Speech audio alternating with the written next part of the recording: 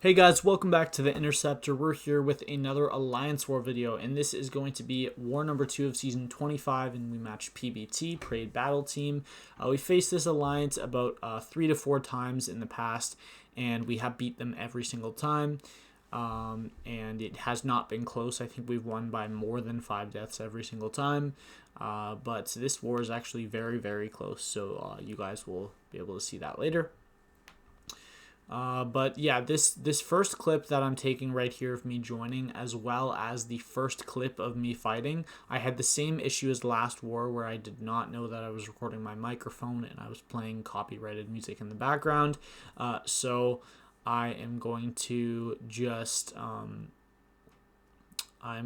just going to mute the first 2 videos, and then the rest of it I realized right after that second recording, and they're all back to normal. So we'll all have audio after that. But yeah, you guys notice I have 12 fights this war. They're all between 2 champions. So every single fight this war gets taken by either Quake or Warlock, and we don't even need a white Magneto. All 3 pre-fights that I'm using are for my own fights to make them faster, because I'd finished planning out the entire battle group and I'm like, oh, I have 12 fights but I only have 2 champions. So I just took the 3 fights that I wasn't scared of any of my fights. I could have sold them all easily without white Magneto pre-fights, but I just took the 3 fights that I think would be the longest. What's wrong with the quaking in this video? It's jumping a lot. I don't know what's wrong. Hopefully it's better. Let me just try skipping ahead a bit. But yeah, we're just gonna take the 3 fights. Hopefully I don't know what's wrong with the fight quality. Maybe it's just the fact that this video is sped up a little bit because it keeps jumping. But on my screen it's jumping, but on my phone while the video is playing, it's perfectly normal. So hopefully the version you guys are seeing is the version I'm seeing and not what the screen is recording, because if it's not, I'll have to redo this video, but whatever. That was a very, very easy fight. Path 9, Section 1, Hazard Shift. That was a Mr. Sinister. And now we are on to the second node, which is Power Focus 1, Hazard Shift, Resistor. And this is a Havok, and I've taken this with Warlock once before. It's a very, very easy fight. There's not too much to it, but my reparry game is absolutely on point for this fight. I don't know if I take more than maybe 1 blocked hit. That was not a perfect block the whole fight. So yeah, the first cycle of poison does not go too well. We only get about 9% off, but we're at a bar and a half of power. There I get clipped once, and then right here I'm just going to go in, throw off my L2, and even with those 10 buffs from Resistor for physical resistance, my L2 still does about 15% of his health. So I am taking him down more than fast enough. There I get the heavy attack off right before it swaps into Incinerate. And this guy's actually running willpower, which means that I'm just constantly going to be power draining him the whole fight. We're hitting our reparries really, really well. And then here we're going to get to another special 2. I didn't want to throw it yet, though, because I knew the second combo would push him over an L2. I'm not running tech boosts. I don't think they're at all necessary, although if you really wanted to, you could use them for this fight. But it's just a very, very good fight for Warlock. Quake can take this fight. The Power Focus 1 makes it a little bit awkward, but I have seen it done, and I've done it in off-season, so I know it's possible. And then right here, I just got to get to another L2, and this L2 is going to clean him off real nice. So just almost 2 minutes, a little bit over a minute and a half, but a really, really easy fight. And then for the first time this season, and actually only for the second time in the last, I think it is like 20 wars, there's a defender on this node, which is really, really weird. This is probably the most common node that no one places a defender on the whole map of Alliance War, because it's by far the easiest node. Like, by far, nothing's like, there's no way to die to this node. No, in my opinion, 0 people in history have died to a defender on this node. But yeah, this is a Heimdall, obviously placed for diversity, and we're just going to Quake it. It's a very, very easy, and it's a pretty fast Quake fight. Yeah, there's not too much to say about this fight, so I'm just going to let it play. But it was not too long of a Quake fight, which is why I did not speed it up. But yeah, there we go. It's going pretty well.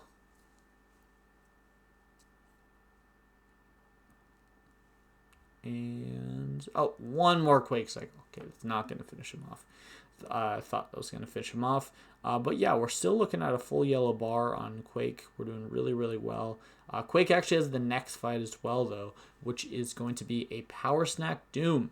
So I did take this in War 1, and Doom was really, really uncooperative with me shutting off Power Snack. So I did unfortunately get a shock debuff on myself, so I lost about 10% of my health from that, plus an extra 5% from the 2 blocked hits I had to take. So in this fight, my goal was that I would, my goal was to get a video where I shut it off the right way. And I actually did do that in this fight. So yeah, we start our normal quaking. We're going to trap ourselves in the corner as fast as possible. Now, I know that a lot of Quakers, they prefer to do heavy only until they get into their own corner because the timing's more lenient and you get more damage. But personally, I am completely comfortable with that strategy. I just think that objectively and from a point of wanting to be as safe as possible with literally 0 drawbacks except for maybe an extra 1,000 damage throughout the whole fight.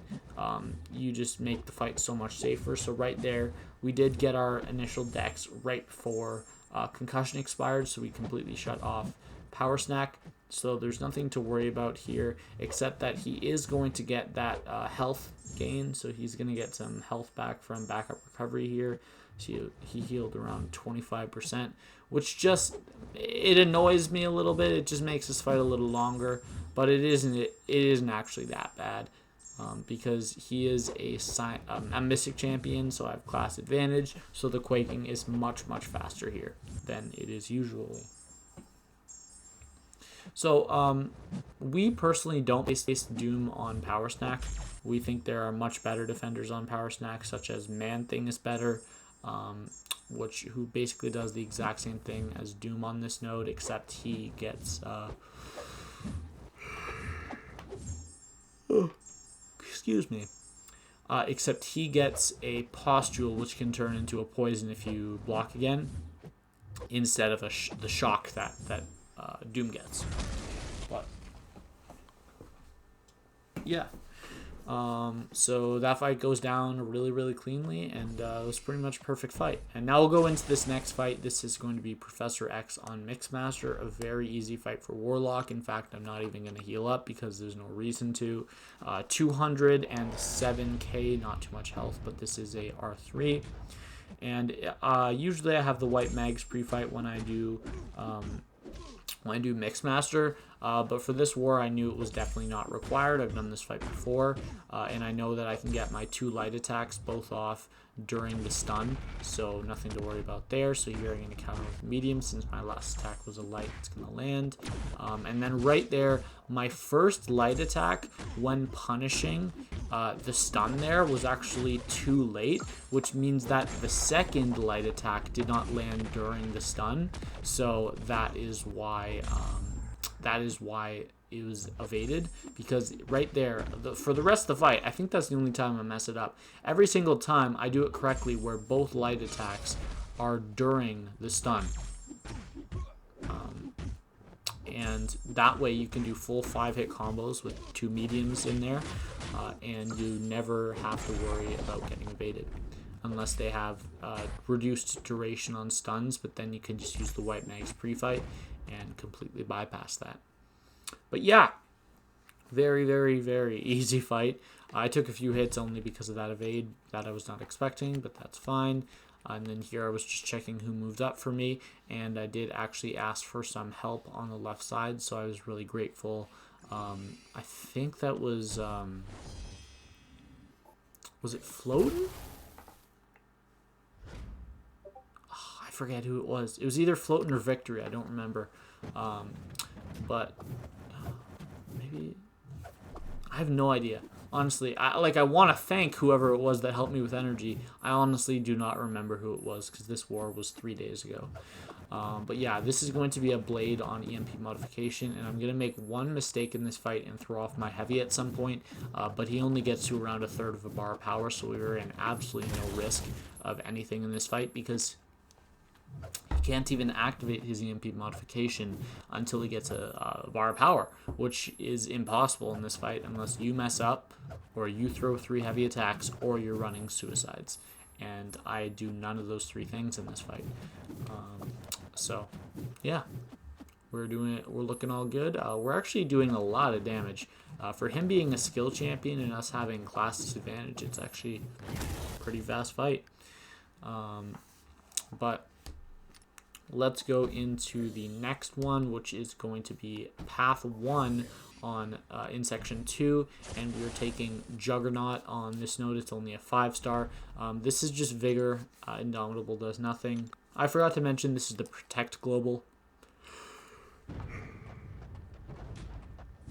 Excuse me. But both of the champions I'm using this war, they don't have to worry about Protect because Warlock, whenever he triggers it, he can just knock the opponent down and remove all active stacks. As well as Quake, who just never activates it unless you crit with a heavy attack and by dropping it by accident. So, yeah, very, very safe fight. We shut off Vigor. We're also out-damaging Vigor. I think this is only going to take 5 Quake cycles to kill, just because of class advantage and a very low health pool with him being a 5-star. But I didn't really boost that big here. I think I only used the 10%. Green, 15% attack, 15% health.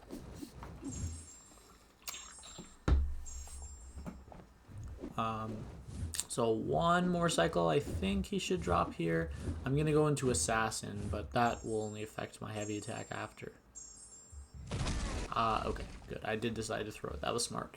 Yeah, so that hit would have triggered Protect for sure with like a 10.5k heavy attack, but it was the killing blow, so it didn't matter. And because of Assassin. That's why there was extra damage. And then here, oh, I didn't record it, but I was actually the one that put White Mag's pre-fight on Doom. I did that right before I started recording. So this is actually the second White Mag's pre-fight, and I'm throwing it on to Sasquatch on Buffet. So there's absolutely nothing difficult about this fight. I see Sasquatch on Power Snack in Alliance Quest, so I'm very used to quaking him that way. And then here he does back off, so I make the decision... because there's 2 options of ways you can play this fight. You can either double dex at the start, or you can try to dex during concussion so that Buffet never activates whatsoever. And the downside to double dexing at the start is that you have to do 1 more cycle of quaking, because the amount he is going to heal is he is going to heal to full health, but he is going to heal the amount of damage you do in your first cycle, because that would be the amount missing from your full health. So it's literally just 1 extra cycle of Quake fights, or of quaking even, just 10 seconds extra in the fight, rather than waiting a whole cycle by parrying and eating block damage just to try to set it up a second time when he probably won't even be cooperative that second time. So yeah, we quake perfectly in this fight, and he does go down there in a minute and a half. White Mag's pre-fight just gives me some extra attack. So now we are going to go into the last section of fights. And I think I boost really light here. I think, oh, I do use a 20%. Okay, I thought I used a 10%. And I bought a lesser health boost. I probably should have used a 6-hour boost in the previous recording, because then I wouldn't have had to buy that the health boost. But whatever. The first node we have here is we have Hyperion on Buffet with Counter-Strike Power Drain. And this is a very, very simple fight. Literally all you have to do in this fight is not eat a special 1. The singular way it is possible to die in this fight is by eating a special one. That is the only way. Unless you get hit by an L2 and it stuns you, but yeah, there's no possible way to die to this fight. I think you could probably take 20 hits in this fight and survive, because as long as he doesn't have any furies or they aren't special attacks. But I checked with one of this guy's earlier defenders, and he is running willpower. If he wasn't running willpower, I would have had backup come in and drop the power gain. What's it called? The power gain pre-fight from Mr. Fantastic on this fight, because every time I knock it down I can refresh it, which obviously you can do easily by parry heavying, but I found out this person does have willpower, so I'm just gonna not care.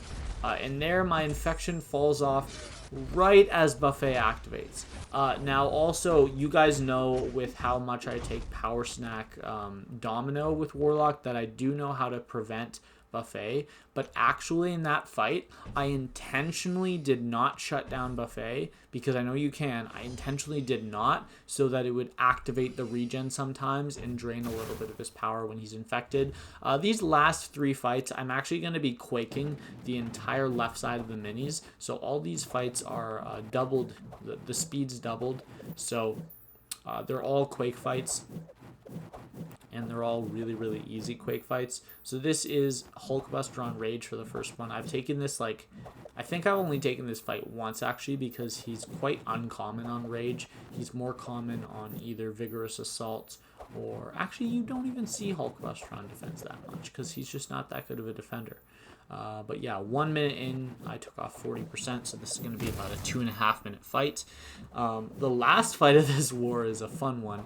It takes 4 minutes. No, I think it takes 3.5 minutes, actually, or maybe just over 3 minutes. But yeah, even longer than Rage. So if you guys don't know the way that Rage works, it's actually unaffected by ability accuracy reduction. The Furies are, and the Rage cap is as well. So even though we have all this reduction, you'll notice that when we're actually ticking, it's every single time it's for 59.82, which, or maybe just slightly over that, is the Rage cap for 2.5%. So every 10 seconds, we're doing 7.5% exactly to his health, as well as all of the damage that comes from me actually charging the heavy. Yeah, so the second node is going to be another rank 3 6-star. They're all rank 3 6-stars here.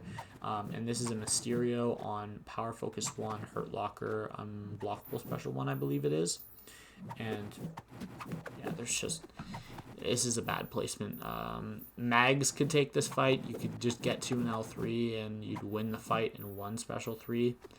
Especially because you could just bait special 2s on this guy by blocking and reparrying.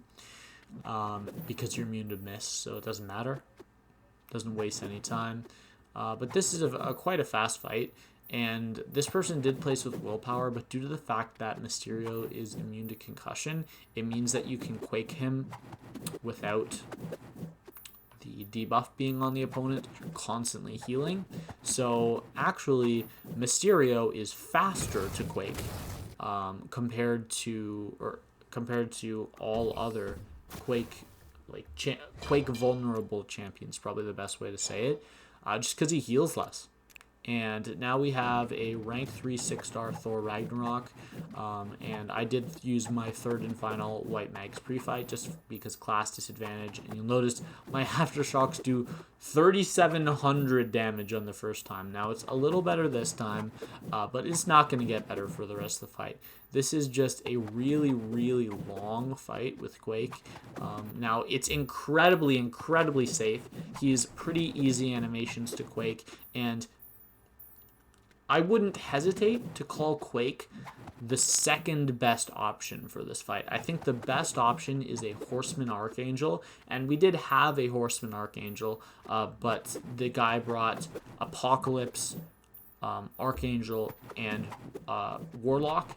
It was actually Run, and then Run was taking the right side mini boss node 55 Limber Brute Force with Warlock, and he had a White Mags pre-fight on it from someone else, so he was unable to reach the fight. I was quaking the first 2. I'm like, I mean, I guess it'll be a little bit of a long fight, but it's definitely not a hard fight. It's actually quite an easy fight. And I actually go this entire fight without taking a single blocked hit or anything. I don't throw off my heavy. It's just a perfect Quake fight. I think I throw off my heavy right here. No, the next cycle. Okay. Yeah, because I think I recall throwing my heavy off early. Yeah, so right there, the heavy was actually the hit that killed. I intentionally threw it early. But yeah, we actually lost to PBT. So we lost 7-9, so it was a close war. I had 12 attacker kills, and the next highest person had 8.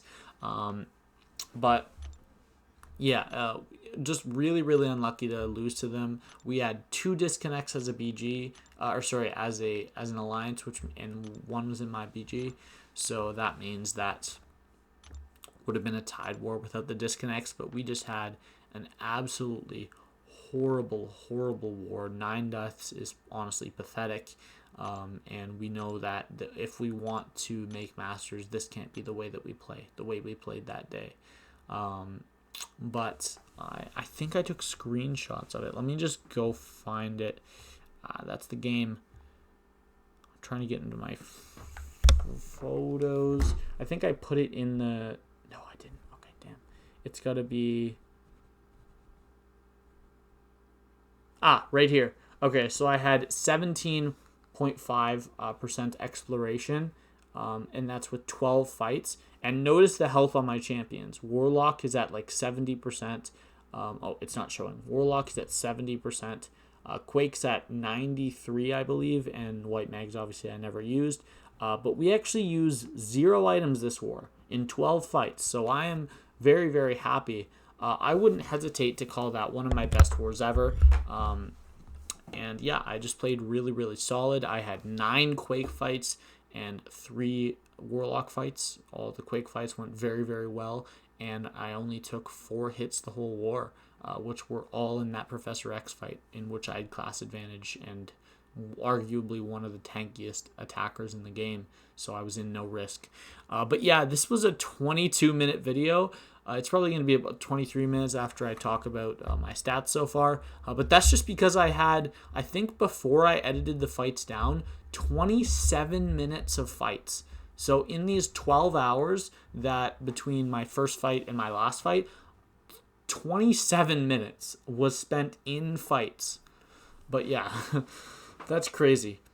As far as our war record, since losing to AGT in the first war, we are now 0-2, losing to PBT now. We have 0 deaths on the season still, so I'm still having a really good season. PSR, 22 out of 22, so I'm averaging 11 fights a war. Next war, I only have 9 fights, which is kind of lame. But yeah, the average is looking pretty well. It's 11 right now. And then we are on a deathless streak of 50 with that fight. So that is actually going to be it for today. I hope you guys enjoyed the war video, and I will see you guys in the next one. Bye.